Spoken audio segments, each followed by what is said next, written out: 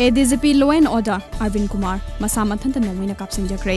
Tom TV na fangba pauda IPS officer ase ngasi mahaki ahanba Manipur Rifles Battalion da leiba office da nungthel pung amaga makhairom taba matamda masa mathanta nongmina kapsinjabani hairi and baby sana laikhidabagi matangda CBI na thigatlibase asengba chumba soidana puthorokani haina khali karigumba puthoroktaba tarabadi JAC imung manung amadi miyamna achumba puthokna mokhonagani marak asida miyamgi yaifana bathabak tawriba CSO kharada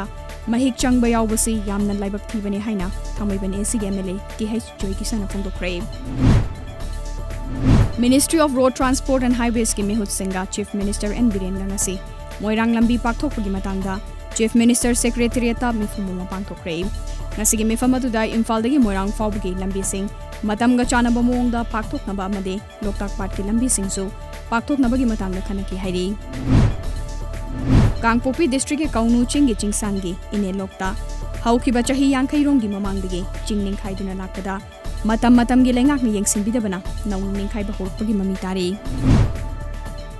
Handak pangthokiba Council of Higher Secondary Education Manipur na lauba exam da Fairjol district na pass percentage cha da chama yogduna state asigi district singi makuk oire nakalamaromda None district na pass percentage maudra manga 10.humfutara mari yogduna ani shubata kre Kamjong district na pass percentage kuntra humdoi 10.3 leiduna khwaidagi pass percentage nemba district oire Nambol AC gi manung chanba isok amade